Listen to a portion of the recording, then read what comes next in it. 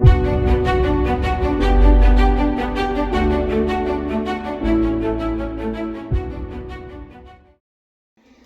નામ ધરતીબેન છે. હું ધોરણ 8 માં ભગત અનુપમ પ્રાથમિક શાળામાં ભણું છું. હું મેક્સવેલના વ્હીલમાં તમને થોડીક સમજૂતી આપીશ. આ વ્હીલ છે તેની આજુબાજુ એક દોરો છે અને આર છે. પછી તે દોરો તેને આરને બાંધેલો છે. હવે તેને આપણે થોડીક ઊંચાઈએ લઈ જઈશું.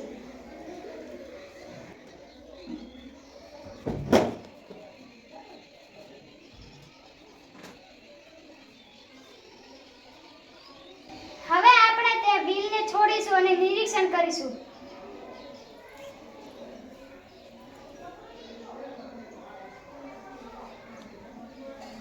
વ્હીલ છોડવામાં આવે ત્યારે તે દોરો સંપૂર્ણ છૂટે નહીં અને ત્યાં સુધી નીચી દિશામાં ફરે છે. વ્હીલ તેની આરપાર ફરે છે. દોરો સંપૂર્ણ છૂટી ગયા પછી પણ વ્હીલ તેની આરપાર ફરતું રહે છે. તેની આરપાર દોરો વીંટવાનું શરૂ કરે છે, જેને લીધે વ્હીલ ઉપર ઉંચકાય છે. આ પ્રવૃત્તિ અનેકવાર થાય છે. વ્હીલ અમુક ઊંચાઈએ આવે ત્યારે તેને સંભવિત ઊર્જા પ્રાપ્ત થાય છે. તે વ્હીલ સંભવિત ઊર્જા છોડે ત્યારે તેને કાઇનેટિક ઊર્જા પછી ટ્રાન્સલેશનની ઊર્જા પ્રાપ્ત થાય છે.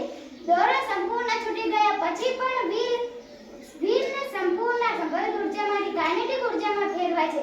પરંતુ તેની ગતિને લીધે તે ઉપરની દિશામાં દોરો છોડે છે અને આ સંભવિત ઊર્જા પ્રાપ્ત કરે છે. મેક્સવેલના વ્હીલમાં 3 ઊર્જાઓ જોવા મળે છે: સંભવિત ઊર્જા, કાઇનેટિક ઊર્જા અને ટ્રાન્સલેશનની ઊર્જા.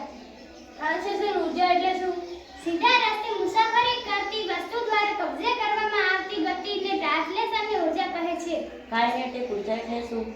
વહન પામતી ઊર્જાને કાઇનેટિક ઊર્જા કહે છે. તે તેના દળ અને મેળવેલી ઝડપ પર આધાર રાખે છે. સંભવિત ઊર્જા એટલે શું? સંભવિત ઊર્જા એ એવી ઊર્જા છે જે કોઈ પદાર્થને તેની સ્થિતિને કારણે રાખે છે. તેને સંભવિત ઊર્જા કહે છે કારણ કે તે ઊર્જાને અન્ય સ્વરૂપોમાં પરિવર્તિત કરવાની ક્ષમતા ધરાવે છે.